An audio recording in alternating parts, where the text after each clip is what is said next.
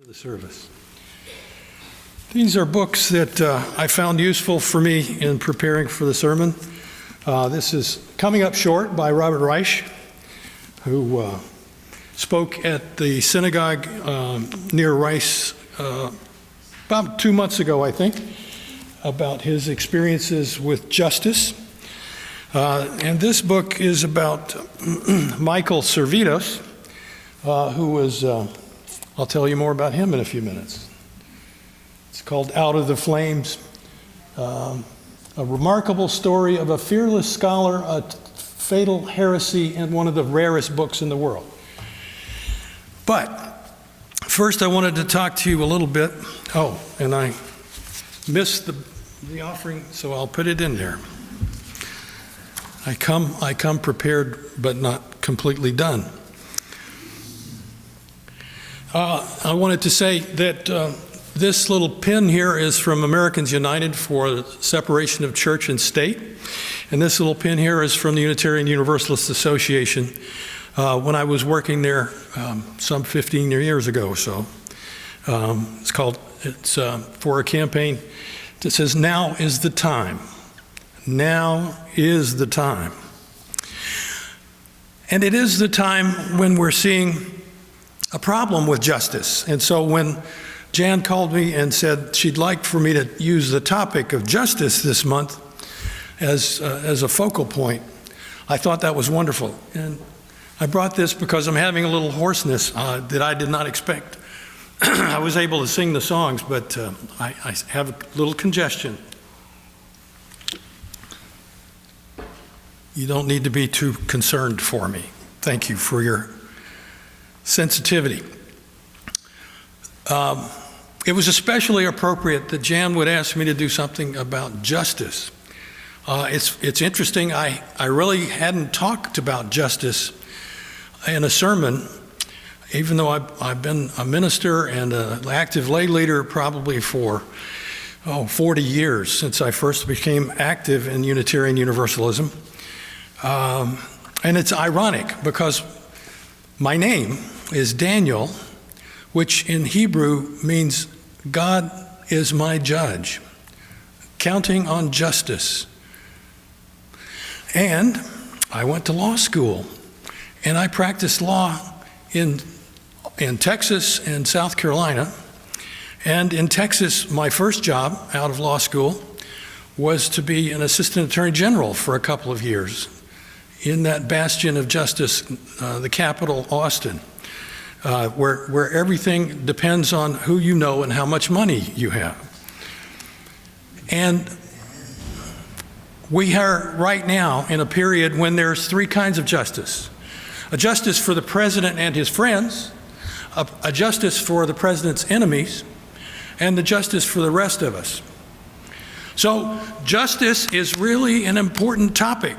And so when Jan mentioned that she would like me to preach about justice, I said, absolutely, I can't think of anything more important. And Melissa kindly gave us an intro from the Unitarian Universalist Association principles and purposes, and also our central values about justice for all. On the Supreme Court building in Washington, D.C., which was built in the 1930s, it says equal justice under law, right on the top, in the plinth. And everything we know about human society depends on the perception of fairness and justice. In the Hebrew Testament, we have the prophet Micah in chapter 6, verse 8. "What does the Lord require of you but to act justly and to love mercy, and also to walk humbly with your God?" Justice, it pervades everything we do, our perception of fairness. We have in this Unitarian Universalist Association, we have a legacy of deeds, not creeds. Our work for a better world calls us to harness love's power to stop oppression. From grassroots community organizing to interfaith state, national, and corporate advocacy in protest marches, prayer vigils, in press conferences, in homeless shelters, and in prisons. Unitarian Universalists put our faith into action for justice, which are grounded in our congregationally driven social justice statements and our call to break down divisions, heal isolation, and honor the interconnectedness of all life and all justice issues. We are advocating for justice in everything we do. But we try to trust in a passive justice, which we might call karma. Karma, in philosophical terms, originates from Asian religions like Hinduism and Buddhism, representing a spiritual principle of cause and effect, suggesting that a person's actions and intentions will determine their future experience, not just in this one life that we know, but across multiple lifetimes through their assertion of the possibility of reincarnation. Karma in those religions teaches that good deeds may result in future blessings, while evil actions should lead to future suffering. The popular Western understanding of karma is often simplified into what goes around comes around, or you will get what you deserve. But let's be honest, there's something deeply satisfying about the idea of karma. If someone cuts us off in traffic or betrays us in some way, our hearts yearn for justice. We want the universe to balance its scales and show that actions do have consequences, even if we may not see them ourselves. The appeal for karma runs very deep in us. When the car that cut us off is stopped by police a few blocks away, we are thrilled. We're vindicated because the universe somehow is owning our problems to confirm that we were wrong and that our pain matters. We were wronged, and it matters. Karma offers us, though, a passive, hands-off approach to justice. We don't have to do anything. We don't have to be revengeful or wish ill upon others. We can trust that the universe will somehow sort things out. A sense of order in what often feels like a chaotic and unfair world. Seeing bad things happen to bad people reinforces our belief that justice may exist even if it takes time. And there's also something comforting about the idea that karma is predictable. Our legal system's efforts to provide justice, which operate in ways that we don't always understand and on timelines we can't predict, and sometimes is thwarted by those who can manipulate the system. Karma promises us a clean, direct line between action and consequence. It offers us the illusion of control in a world where we often feel powerless. If we say to ourselves, well, karma will get them, we express our deep human need to see justice done and our own pain acknowledged. But Robert Reich talks about the perversion of justice, that karma, if it does work, doesn't always work in a justice-seeking way. He talks of social justice and economic justice in a civil society which does not allow the strong to brutalize the weak. He says a decent society is one that has moved as far as possible from the brutal state of nature, admitting that inequalities of power can be expected even in the best of societies, because some people are bigger and stronger than others. Some are quicker of mind or body. Some have more forceful personalities. And often those folks have fewer scruples. Some inequalities of income and wealth may actually be necessary to encourage hard work and inventiveness from which everyone benefits. But if inequalities become too wide, they are inviting more abuse. Without laws and norms that protect the weaker, that are actually effective in providing justice, the stronger will tend to abuse their positions of power. and such abuse invites further abuse. Some have posited a moral equivalence between those who seek social justice and those who want to protect individual liberty, between the left and the right. But Reich insists that there is no moral equivalence between bullies and those who are bullied, between tyranny and democracy, between brutality and decency. No individual can be free in a society which is empty and devoid of justice. So the struggle for social justice, as Reich observes, is the most basic struggle of all, because it defines how far a civilization has progressed. Now, Robert Reich, when he came to talk in Houston a couple of months ago, he outlined for us his pedigree. He was the smallest person in his class. He was protected by those who were inspired by his utter need to be accepted as a small Jewish person in a non-Jewish community. He went on, though, to Dartmouth, where he achieved great things and became involved in student organizing during the Vietnam War. He also then went on to law school at Yale, where he was in classes with not only Hillary Clinton and Hillary Rodham and Bill Clinton, but also Clarence Thomas at the same time. Now, I went to undergraduate school with some people who became leaders of society, and several of us went on to law school at the University of Texas. And of those, several of those people that I knew, not well, but I did know them, became justices of the peace, judges in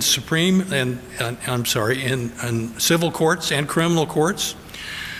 We all took criminal law together, along with property law and torts and all of the different subjects of law.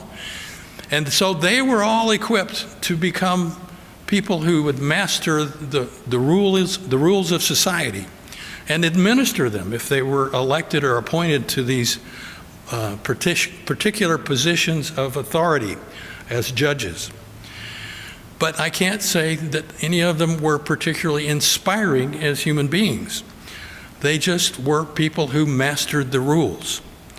But as we know, there are many definitions of what kind of justice are we talking about. I found particular explanation, of course, through Wikipedia and through Britannica.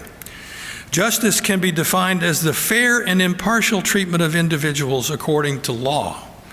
It is a fundamental principle that seeks to maintain social order, protect human rights, and move us toward greater equality.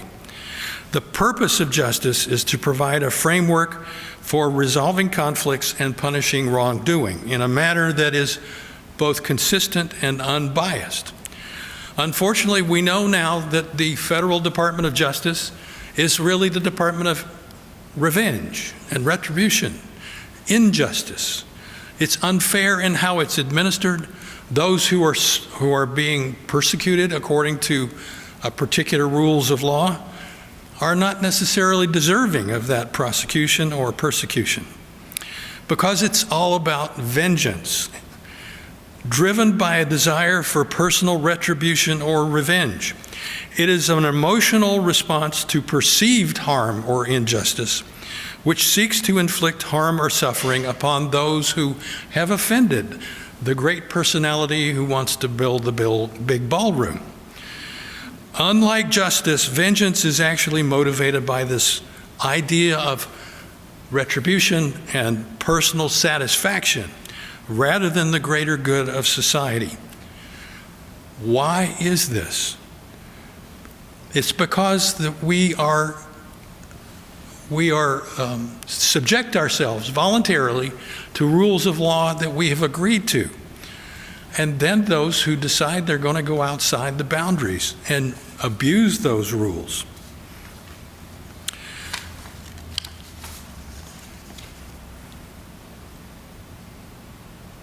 Dr. Christopher Drew, the helpful professor, has gone into some detail to explain how these types of justice have been set up. He said, and this is from basic criminal law that I remember from my law school years. He says, retributive justice is to seek punishment or vengeance. And there's an element of that for punishment as part of the 3 phases of criminal law. To punish someone for their wrongs. If you're feeling bitter or want to see someone get their just desserts or believe in a black and white reward and punish moral framework, that is a motivator for you or how to get justice. But critics argue that retributive justice can lead to an endless cycle of violence if people want to take an eye for an eye. And those retributions, like the Hatfields and the Coys, can go through generations of human beings if they're not controlled by the law. Distributive justice, number 2, is focused on achieving more equitable allocation of assets, resources, privileges, and powers. And so this is to say that those who have the most economic power should not be able to control every element of the existence for those who have less power. Restorative justice is to repair past wrongs. And in criminal justice, this restorative approach may involve a long process that allows for the victim, the offender, and the community to participate in coming to a voluntary agreement on how the offender could make up their crimes to the victim and society. And restorative justice practices include mediation, family group counseling, healing circles, and community reparations. And this is the idea of picking up trash off the side of the road. It helps to have some payback to society for things that we've offended in the law. But it always depends on the willingness and readiness of the offender, the victim, and the court system to engage in the process, to allow for probation, to allow for community service, those ideas.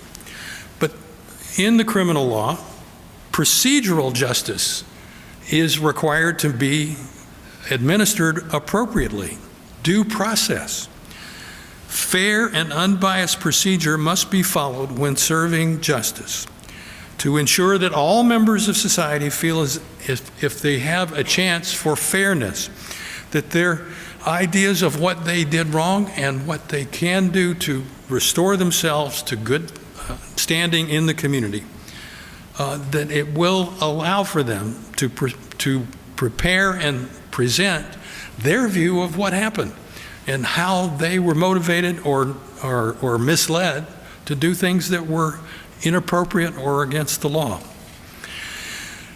There are other types of justice. Social justice we are all aware of in our society, and environmental justice, that we don't put polluting industries in the most economically deprived communities.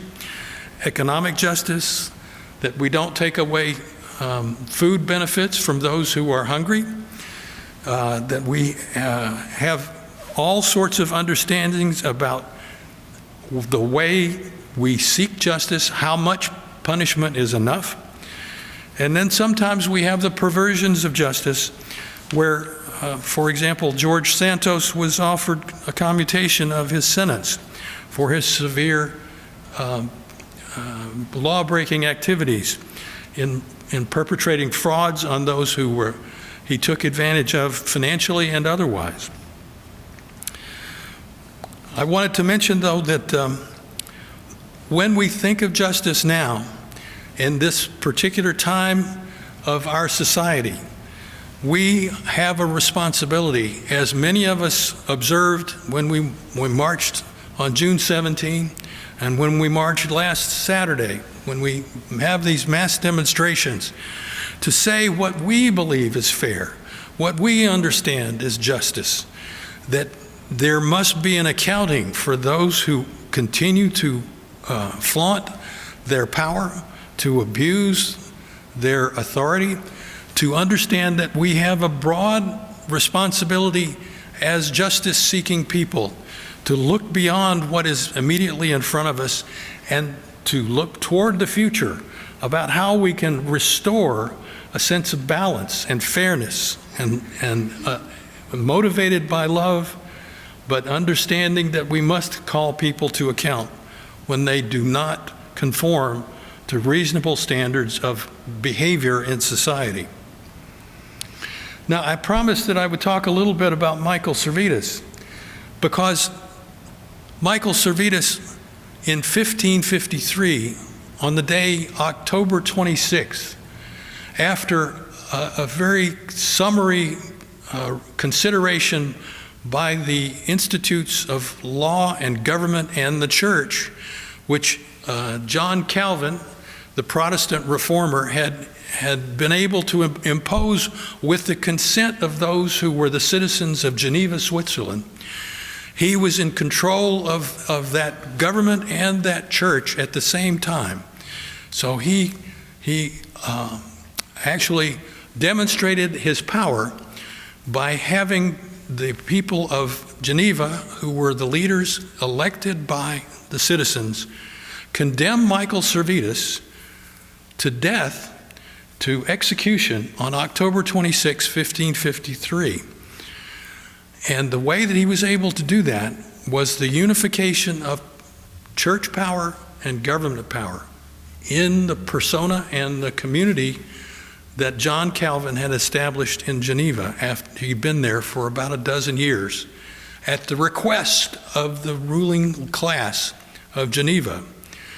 And so on the subsequent day, on October 27, which would be tomorrow, he carried out the condemnation, the execution of Michael Servetus, whose crime was disputing the dogma of the Trinity directly to Calvin and publishing a book which denied the Trinity. He was the first, and we hope one of the few, Unitarian martyrs who gave his life for his theological opinions, which he had published in a book called The Restitution of Christianity. So, thinking of how justice can be perverted, manipulated, and abused by those who have the power, we have no stronger example than the example of our Unitarian martyr, Michael Servetus. He's not the only one, but he's one of the few in history who refused to recant his beliefs, refused to compromise his theology, even though he was faced with an overwhelming power in John Calvin's Geneva of 1553. It's an instructive history that we would benefit from remembering in this time where we are seeing Christian nationalism becoming the rule of law, indivisible according to the rules of the particular state government and federal government that we are suffering under today. So I wanted to thank you for your attention today as I dabble in political science, I dabble in history, I dabble in the legal system, but it's all about what our faith calls us to do, as in the songs we've been singing today, to understand and to hold our faith and our ideals about what justice really is, what fairness really is, and to carry that forward with courage and conviction, and empowered by the love we have for our fellow humanity, human beings, and the earth as a whole. If we deal with each other fairly, we will all be better off. If we allow for some people to be abused by the system, we are creating a hell on earth, and there's no shorter way to say it. This would be intolerable. But thank you for your attention this morning as I indulge myself in reflections on justice, what it is not, and what it should be. Blessed be.